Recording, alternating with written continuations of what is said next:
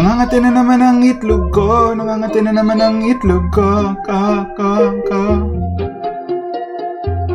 Nangangati na naman ang itlog ko, nangangati na naman ang itlog ko, ka. What's up YouTube? It's your boy Dashing and this is the semifinals of the SCD. I am the coach of Team Kati Itlog and this week we take on Tyler and the Orlando Magikarps. Now his team consists of G-Max Cinderace with Libero, D-Max Duraludon, Rillaboom, Curem, Skarm, Poltergeist, Slurpuff, Skuntank, Cresselia, Jellicent, Hitmonchan, and Magneton. Now, Tyler is one of the goons. We actually played back in TPL, but this season he's been having a really good season. I think he went like 7-3, getting some notable wins versus some of the best players in the league. He actually beat Arik last week. Arik is probably my worst matchup when it comes to the playoffs. So I'm pretty confident beating everyone on the playoffs except for Arik, just because of the nature of the team. But when I checked the matchup versus Tyler, the matchup itself wasn't that much easier, but it's definitely more winnable in my opinion. So yeah, what we'll do here actually, for a change, I'll show you guys the team builder I made. So Hydreigon's gonna be our first mon. It's basically a generic Choppleberry set. We have Dark Pulse, Dragon Pulse, Flash Cannon. Flash Cannon designed for the Whimsicott, or no, not Whimsicott, Slurpuff. Dragon Pulse, just a more spammable Dragon type move. This also helps with the max Wormwind to decrease the attacking stat of Cinderace, because we all know Cinderace is coming. Dark Pulse, generic stab, and it does well against the Cress and the Jellicent. We have Nasty Plot here. We could potentially set up on the Jellicent or the Cress, provided we've scouted for Moonblast or Dazzling Gleam. EV's speed for Curem, max special attack, some defense. I forgot if the defense has anything specific. I think with this defense, I could live like 2 fighting moves from the Cinderace plus a Grassy Glide from Boom, provided it's not a boosting item. I think that's right. So our next mon here, Registeel, generic leftovers. You know, Registeel is one of those mons that you can't really be too creative with it. We have Rocks, T-Wave, Toxic, Seismic Toss. I went Seismic Toss because although Body Press is better against a lot of his mons, I have a feeling the Cress is gonna try to stall us out. So this does better, more damage against Cress, as well as the Slurpuff. There was one more mon. I think the Skarm. It does more damage to Skarm as well. So getting off that consistent damage is going to be very beneficial for us. We have T-Wave here, potentially paralyzing the Cinder. That would be really good. We have Toxic for the Crest, because we can Toxic it, but you know, it can't Toxic us.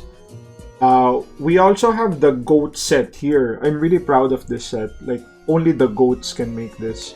So I actually put 180 plus Defense Nature. This is designed to live a Banded Pyro Ball from Cinder. So the idea is, if he brings Cinder in front of Reggie, he thinks we're gonna be scared of that. He goes for a Banded Pyro. Either Banded Pyro actually does more than the G-Max Fireball. So it doesn't matter what he goes for. We are guaranteed to live that, provided, you know, we don't get crit. We can paralyze it and we could really take advantage of that if he gets like paralyzed turns. So that's the Reggie set. We have Mianchao here.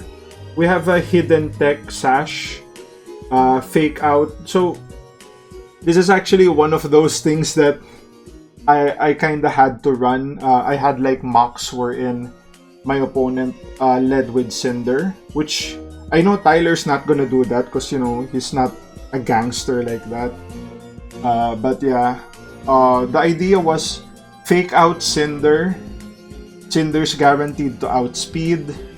You the Cinder's guaranteed to KO Mianchao with Pyro, like unless, you know, you're max HP, but nobody runs max HP Mianchao anyway because it's really bad.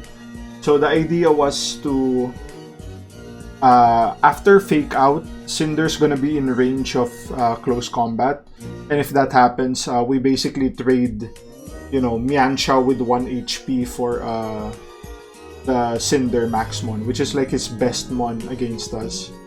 Poison Jab, just in case he leads with the Slurpuff. Knockoff, just a really good general tool to have. Weaken Mons like the Jellicent and maybe the Rillaboom, if the Rillaboom is like AV. That could work as well. Our next mon, so this is gonna be our main win con, the Reuniclus. We are running mono attacking set with double setup recovery. Coverberry designed to block knockoff or Darkest Lariat from the Rillaboom. We have the Goat set here. A Goat set for max defense 160 HP, 96 PDEF. If we can, basically, what it all comes down to, the matchup itself, it's so bad for us, but Reuniclus kind of wins the game if we position correctly. There's nothing really he can do to beat the Reuniclus. So that being said, you already know what Stored Power does. I'm not gonna go into that. So the next mon, we have Comfey. I kind of thought about running lefties, but the more games I played, the more I thought he might consider a hazard stacking set on the Skarm, and that's going to be really good to chip down my mons, particularly the Reggie and the Comfy. I don't know, he might think I'll bring Raichu. I kind of thought about bringing Raichu this week, but this team just really covered more options in general, so we went with that. Draining Kiss, designed to check the QRM, Defog for hazard removal, Aromatherapy in case he Toxic Torn, or potentially T-Waves it, same for Mianchao. CM potentially boosting. Probably won't click this too much unless Cinder already falls, because Cinder is always a safe switch into Comfey, so that's probably not gonna happen.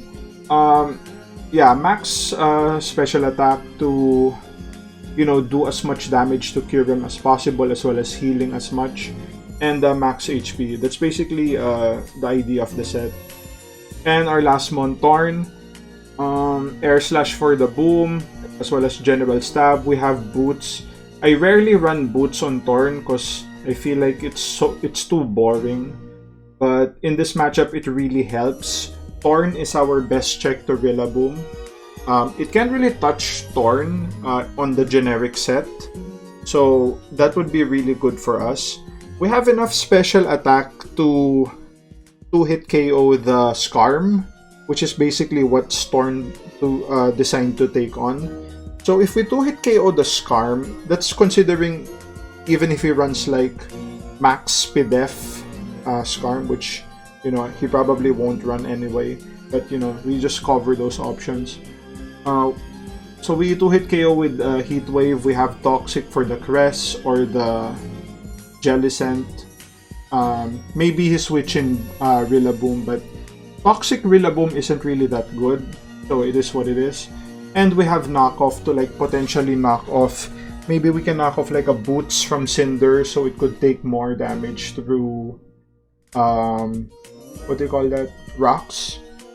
so it can't really freely pivot in and out. But like I said, the game itself is just a matter of 5 months with Reuniclus. So these are all sackable.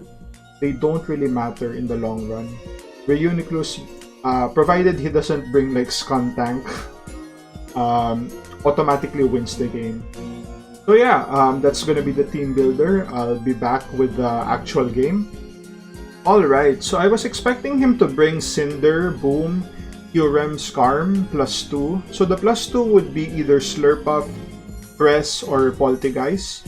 Now looking at the team preview, the 4 was definitely spot on. And he opted for Cress, which I get. At Magneton, Magneton really doesn't make sense to me. So, I don't think it's gonna be that impactful in the game, if that's the case. But we'll see, you know, maybe he'll surprise us with something we don't know. So without further ado, let's check out the game. So it leads with Magneton, as I go Mianxiao. I think this one is Scarf, if that's the case. He wanted to match up with the Torn. Maybe he's gonna do a Scarf Scarf Volt Switch is actually good because, you know, it covers all. We don't have an immunity, and our resist is only our Maxmon, so we don't really want to switch that in. So I guess that was the concept. He thought we're not really bringing the Piloswine. So we just go for a fake out here. Try to scout the set. So when I went for the fake out, it did reveal that it wasn't what do you call that item? It wasn't Eviolite. So I was more convinced that it was a Scarf set. But I go, you know, I don't really need Mianxiao. Like I said, all these monsters are sackable except for Uni. So I just go for a CC here. We get the KO. Very good for us. Leading with the 5v6 advantage. He brings out Caress as we go Torn. He gets the Toxic off. We don't really care. We go for Toxic ourselves as he goes for Moonlight. I'm not sure why he went for Moonlight. The play didn't really make sense to me at all. But yeah, he was probably thinking maybe we're, you know, like a boosting move and go for like Hurricanes or whatnot and just stall us out. But yeah, I don't agree with that play. We switch out to Comfey as he goes Skarm. We go for an aromatherapy here, healing the poison. He sets up rocks here. I go for a defog as he goes for Iron Head. So very interesting. I didn't really expect Skarm to have Iron Head, so that was surprising for me. We kind of lose a lot of HP, and we need that HP to check the Curem. So, that was really unfortunate for us. So we just switch out to Torn here, knowing we can check the Skarm completely. And we don't really know the last move of Skarm. So if I was him, he already revealed Rocks with Iron Head. He probably has Roost, right? And his fourth move would probably be... I would suggest Whirlwind just to make sure he doesn't lose to Reuni. But he told me after the game that he didn't have Whirlwind. And his Magneton was actually a Blunder Policy set. So he wanted to go for like a Zap Cannon, miss, and then outspeed my whole team. So, I mean, I can get that, but it was very situational and it didn't work out. But anyway, Crest comes in to take the Heat Wave, get some lefties back. I'm not sure if the best thing for me to do was just knock off there. But yeah, I think his mons in general don't suffer from rocks more than mine. Just because, you know, Rillaboom has terrain and they really take advantage of that. Goes for Magicoat here on my rocks. Yeah, I don't really agree with that because, you know, you didn't really gain anything there. It's not like I was gonna read a switch and go for T-Wave there. So I'm not really sure what was that about. I could have gone for Seismic Toss and got a shit ton of damage on the what do you call this? The crest. There goes Rillaboom here on the SD. I go for T-Wave. He reveals Slumberry. At the actual game, I actually thought the T-Wave missed. I was like, what? Did it miss? And he was like, no, it's Slumberry. Okay, fine. +2 now. Goes for Drain Punch. Does shit ton of damage. We get the T-Wave here. He was actually surprised that we lived that. But you know, like I said, the GOAT set. GOAT set lives... we're expected to live the Pyro. So, we're definitely living a +2 Drain Punch, if that's the case. We get the paralysis off, hoping he gets parried. We go for a toss here. As he goes for a Drain Punch, we lose Reggie. Not really a big deal, like I said. Everything's a sack for Reuni. We go for an Air Slash here, get a shit ton of damage. We get a flinch. He switches out to Crest. Now, he did say that I got some hacks in my favor there because we got the flinch. But it was somewhat in my favor, right? Because you have 30% for the flinch and then you have another, I believe, 25% to, you know, be paralyzed. So there's a slight favor for me to really get a free turn there, if that's the case. Crest comes in. I go for a Heat Wave. I was actually predicting Heat Wave KO'd the Rillaboom at that range, and if he went for Scarm, we could have, you know, done damage to that as well. But Crest comes in. He's probably gonna Toxic again. We go Reuni here, predicting the Toxic. And this is perfect for us. This was the position I wanted it. It didn't matter to me he Moonlight, but his best play was probably Toxicing the Thorn there. Because at this point, he doesn't really have an option anymore. Because all we needed to do was bring Reuni on the Crest. The Crest already revealed that it's not a choice trick set, and that was the only thing that can stop us. I go for Iron Defense here as he switches to Cinder. So I was kinda afraid that he might have... He actually did have the Rillaboom with... what do you call that move? Darkest Lariat. So it depends on how he plays that. He could eventually put us in range of G-Max Cinder after we KO it. But the team becomes a bit more manageable without the boom. So yeah, we go for Iron Defense here, +2. G-Max goes for the Max Flutter. Only does 41%. So that's really good for us as we go for a second Iron Defense. Now, at this point, it only did 41, right? As we're +2. So, at +3 or at +4, we're expecting to take just about... I don't know, like 20, I guess, or 30-ish%, and that's gonna be the game. But unfortunately, he crits us, and at that point, you know, it's just brutal, you know. I didn't really have a way to win because we were really all in, and it's not really something I would criticize my prep for, because that was the only way we would win, that it didn't really matter how he played. We were always gonna get to a position where Reuni could set up. Literally, all my mocks came down to that. If I lost a mock, it was because I got crit or I got frozen by Ice Beam, Curem, something like that. But anyway, at this point, I wasn't sure how best to play it. The Curem actually was revealed to be Scarf. Now I go for a Draining Kiss here on the Scarm. I kinda thought maybe I could still win this one. I went for a Defog here. As he goes Iron Head, takes out the Comfey. But yeah, I go for a Heat Wave here on the Scarm. he actually sets up rocks, which was really smart from his perspective. And we get the KO.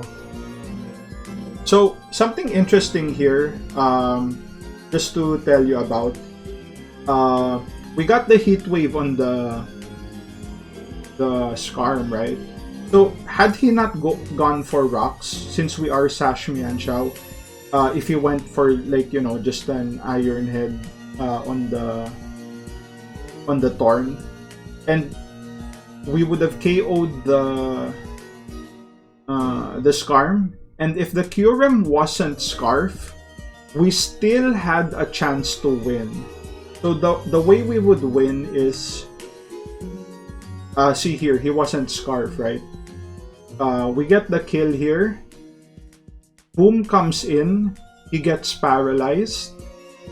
We KO it, and we still have the Sash. So Cinder comes in, goes for a Pyro, we live on the Sash, and then we kill it with the CC. But yeah, I mean, it was a good game for as long as it went. But, you know, it's never fun to lose. But, you know, I have this philosophy that if you're gonna lose, you may as well lose to hacks, right? But yeah, I think Tyler played really well here. He barely made any mistakes. If anything, I didn't think the Magneton was a good bring this week. There was definitely better options there.